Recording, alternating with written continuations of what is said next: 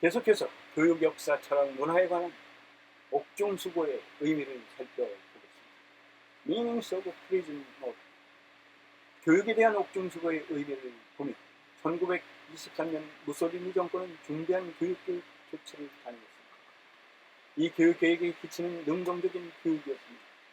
이 교육계획에는 어떤 면이 과장되어 있어 또 정치적 구호 속 달인 진실은 무엇이었을까? 능동적이며 역동적인 교육이란 일종의 수능주의를 획득하려는 교육입니다. 학생의 능동성을 강조하는 교육은 학교와 생활이 긴밀하게 연계를 맺을 때에는 가능합니다.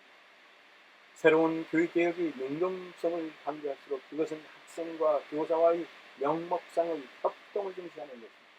그럴수록 오히려 학생은 더 수동적이 됩니다. 새로운 세대를 교육하는 것은 사적인 일이 아닌 공공사업입니다. 국가와 사회의 법칙은 역사상 인간이 자연의 법칙을 가장 잘 지배할 수 있도록 하는, 말하자면 인간의 노동을 가장 효과적으로 만드는 인간사회의 질서를 창출합니다. 노동이란 자연을 깊고 폭넓게 경험하고 사회하기 위해 인간이 자연에 적극적으로 참여하는 구체적인 방식이기 때문에 초등교육에는 이러한 노동의 원리가 기저에 깔려 있어야 합니다. 사회와 국가의 질서는 자연의 질서 내에서 발견될 수 있는 이것을 매개하는 것이 노동입니다. 이러한 원리를 발견해 세계를 반변절법적으로 이해할 수 있습니다.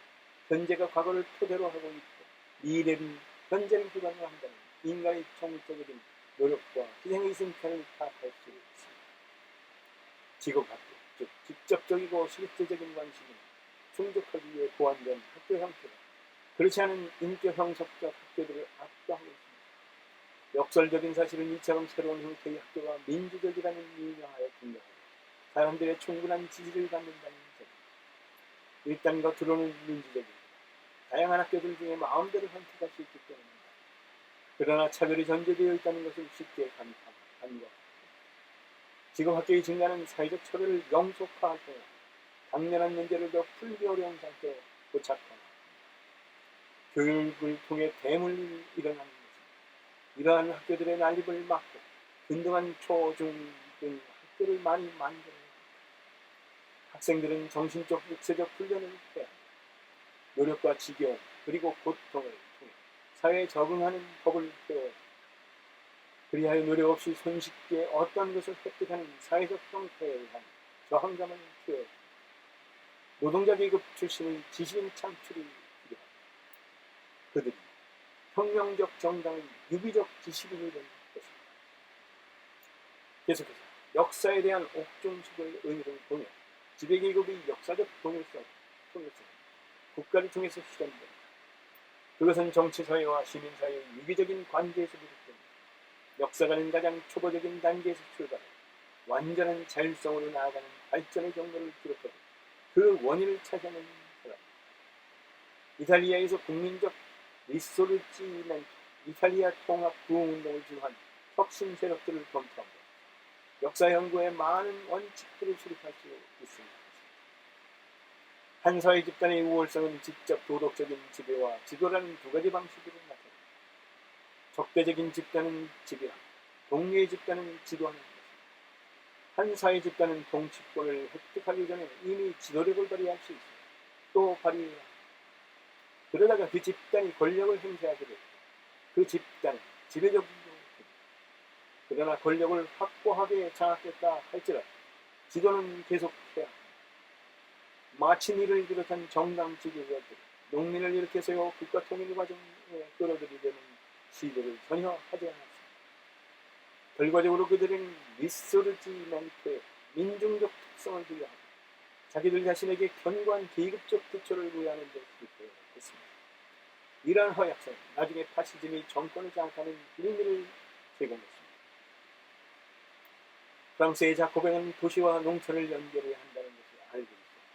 또 대중적 작업, 가령 외젠느 슈의 소설로 그것을 수행했습니다.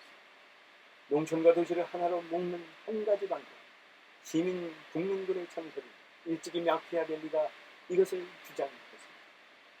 실상 그런 데서 민주적인 제도 없이 의무 징집제의 시민군을 창설한다는 것은 불가능합니다. 농촌의 포섭 문제는 이미 오래된 답이었습니다. 소위 행동당이라 불리는 세력은 이탈리아 반도에 존재하고 있고 문학적 수사에 불과한 문화적 통일의 대다수 민중의 정치적 영토적 통일과 혼동했습니다. 이탈리아의 난제는 남부와 북부 사이의 심각한 괴리. 북부에서는 남부는 이탈리아에게 하나의 족쇄입니다. 이 족쇄가 없었다면 북부의 근대산업 문명은 한층 더 발전했을 것이라는 불만에 가득 찬 확신이 완강하게 버티고 있었습니다. 행동당이 온건파에 대하여 반대 세력으로서 효과적으로 움직이기 위해서는 농촌대전, 특히 남부의 농촌대전과 동맹해야 했습니다. 또 외적인 형식이나 기질의 면에서는 자코빈이 것이 아니라 사회 경제적 내용을 지닌 자코빈이어야 했습니다. 그들의 지지를 얻을 수만 있었다면 여러 전통주의적 지식인층을 통해 반동적인 블록으로 묶여있던 다양한 농촌 계급들 간의 연계를 해체함으로 새로운 자유주의적 국민적 결속을 이룰 수 있었을 것입니다. 이탈리아에서 자코뱅당이 형성되게 하는 것은 경제 영역, 즉 이탈리아 부르주아지의 상대적 허약성, 1815년 이후 유럽의 상이한 역사적 풍토 때문에 부르주아지가 권력을 장악하는 과정은 프랑스, 독일, 이탈리아, 영국에서 모두 달랐습니다. 정치적으로 가장 다채롭고 적극적인 활동이 벌어진 것이 프랑스였습니다. 농민과 지식인으로부터 지지를 획득하는 두 방향의 활동은 상호 변증법적 관계를 갖습니다. 대혁명 당시 프랑스를 보면 농민들이 자생적인 추진력에 따라 움직이면서 지식인들이 동의하기 시작했고, 반면 한 지식인 집단이 구체적인 농민 정책을 설정하는 대중 속에서도 중요한 요소가 도출되었습니다. 계속해서 철학에 대한 옥중수고의 의미를 보면 철학은 철학사와 분리될 수 없습니다. 철학은 종교나 상식이 될 수 없는 지적 질서입니다. 상식이란 어떤 특정 시기에 일반화된 무비판적이고 무의식적인 세계인식을 가리키는데, 이러한 상식을 만든 세력들에게 타파하는 것이 지적 행위입니다. 철학은 상식, 커먼 센스, 구별되는 양식, 굿센스라고 할 수 있습니다. 철학사는 우리에게 어떻게 사상이 수세기에 걸쳐 형성되었는지, 또 현재 우리의 사고방식을 창조하는 데 쏟는 노력 속에 어떠한 어리석음과 가가 있었는지를 알려줍니다. 철학은 소수의 전문적 지식인들이 추상적인 관념론과 암암리의 모든 사람들이 관계하는 구체적인 사회활동입니다. 우리가 일상에서 쓰는 철학서이라는 말은 잔인무도하고 본능적인 인간 행위를 극복하겠다는 뜻을 의미합니다. 이것이야말로 상식 속에 존재하는 건강한 핵, 즉 양식입니다. 따라서 대중의 철학과 학적 철학은 분리할 수 없습니다. 지식인들이 대중을 위한 지식인으로서의 대중과 유기적 관계를 맺을 때, 그 대중의 실천적 활동에서 생겨난 문제와 원리들을 유기적으로 구성하고 완성해낼 때 문화적 사회적 블록이 형성될 수 있습니다. 이와 같은 연관성을 일치하면 비로소 철학은 역사적으로든 한 개인의 지적 호기심을 넘어 삶이 되는 것입니다. 실천 철학의 발전 과정은 지식인과 대중이 어떻게 변증법적으로 통일되어 있느냐에 달려 있습니다. 실천 철학이 발전하는 과정 속에 끊임없이 지식인과 대중을 갈라놓으려는 움직임이 되풀이되기 마련. 인간이란 무엇인가에 대한 가장 만족스러운 답변, 사회 관계들의 통째라는 것입니다. 나아가 우리는 인간의 본질을 역사라고도 말할 수 있습니다. 이 경우 우리는 통일에서 시작되기 그 자체의 통일 가능성의 근거를 지니는 불일치의 일치가 일어나는 생성이라는 매우 중요한 의미를 역사에 부여하는 것입니다. 따라서 인간의 본질은 전체 인류 역사 속에서 찾아져야 할 것입니다. 생성이 철학적 개념인 반면 진보는 이데올로기입니다. 어떻게 진보란 이념이 나타났을까요? 생성 개념 속에서 진보의 가장 구체적인 측면을 구제하려는 시도가 들어 있습니다. 생성은 진보가 보통 천박한 진화 개념과 연결되는 것을 막아줌으로써 더 깊이 있는 발전을 주장하기 때문에 인간이 개별자로서 규정된다면 진보와 생성 같은 문제들은 해명되지 못하거나 아니면 순전히 언어적 차원으로 전락하게 될 것입니다. 인간은 외부 세계를 변형함으로써 동시에 스스로를 개발을 합니다. 인간은 다른 사람을 의식적으로 지도하고 변형하는 활동을 통해서 자신의 인간성과 인간 본질을 수용합니다.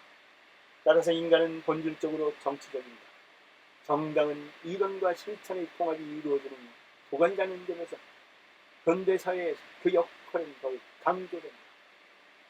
그람시는 이 옥중수고에서 마르크스주의적 정통성으로 위장되는 속류 유물론자에 대해 지속적인 비판을 가합니다. 그 중에서도 니콜라이 부하린의 이론을 비판하는 데 많은 부분을 할애하고 있습니다. 그람시는 실증적인 과학인 마르크스주의를 부하린의 사회학의 위치로 떨어뜨리라는 어떠한 주의 주장에도 동의할 수 없었습니다. 하나의 지배계급을 구축하는 일, 하나의 세계관을 창출하는 일과 같습니다. 특정한 역사적 시기의 문화를 살피고 문화의 자양분을 공급하는 새로운 세계관의 창출과 독창적 세계관에 입각한 철학적 창출, 마르크스는 그것을 수행하였습니다. 마르크스가 창출했던 세계관은 레닌에 이르러서 특정한 형태에서 구체적으로 실현되기 위해 마르크스와 레닌을 비교하는 것은 그리스도와 사도 바울을 비교하려는 것처럼 불합니다. 세계관 자체인 그리스도와 그 세계관의 조직가이자 행동가인 바울이 동등하게 필요하기 때문에 동등하게 역사적 중요성을 지닙니다. 기독교는 역사적으로 기독교 바울주의로 호칭될 수 있습니다. 실제로 그렇게 부르는 편이 정확한 명칭에 가까이 있습니다.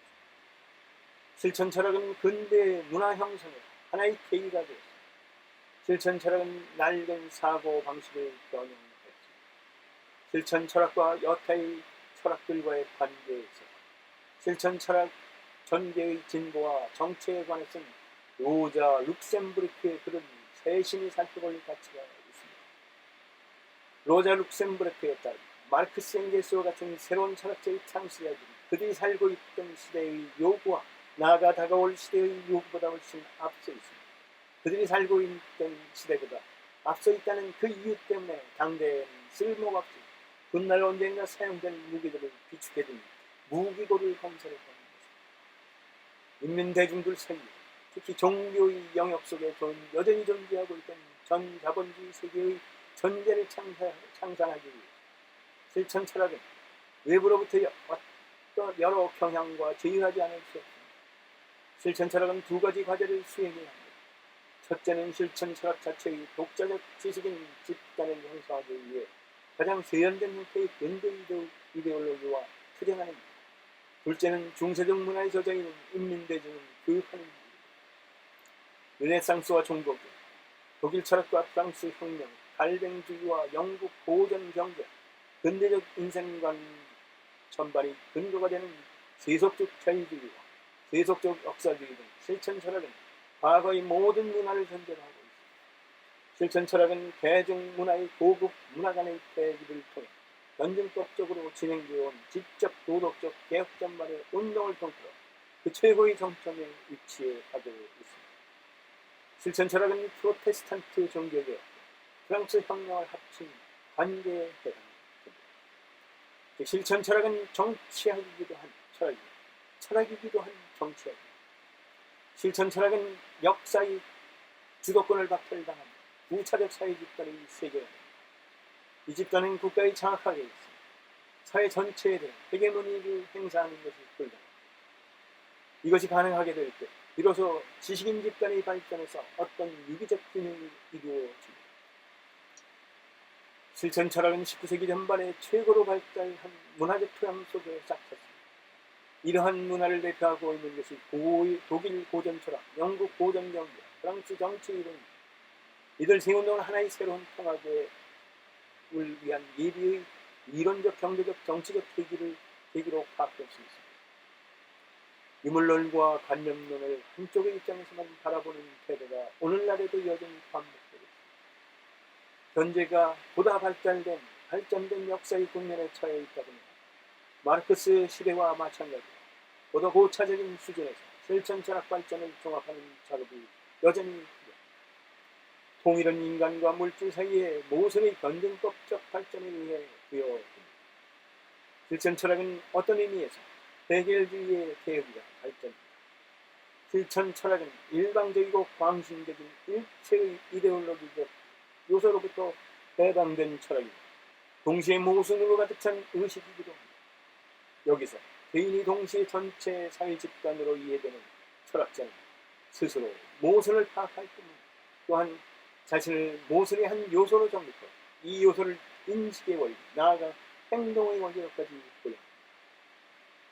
부하리는 대중독권에서 실천 철학의 형이상학과 혼동함으로써 물질을 영원하고 부절대적인 것으로 보는 속료 유물론에 빠집니다. 대중독권은 전문적 지식이 없는 독자를 대상으로 한 것입니다. 상식적인 철학에 대한 비판적 분석에서 출발했어야 했습니다. 실천 철학을 제시하는 데에는 전통적 철학들과의 논쟁이 필수적이기 때문에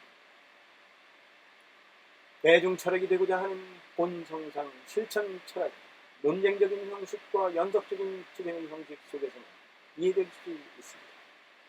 부활인처럼 실천 철학을 일종의 사회학으로 환원하는 것에 대해서 이미 엥겔스가 비판한 바 있습니다.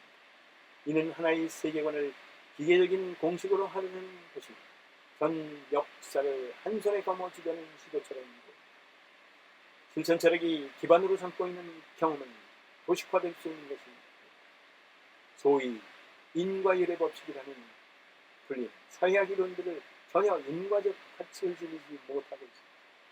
대중독권에는 변증법에 관한 언급이 없는 이는 실천 철학을 역사의 새로운 국면과 사유세계의 발달의 새로운 국면을 열어주는 통합적이고 독창적인 철학으로 간주하지 않기 때문입니다.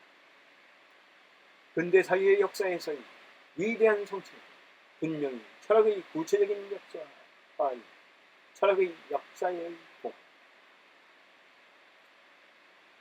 지금까지 20세기에 발간된 우수하게 의미 있는 책 100선 63번째 책, 사회학 부분 3번째 책, 안토니오 그람시가 1926년부터 37년에 걸쳐 출간한 옥중수고 프리즌 노트북을 마칩니다.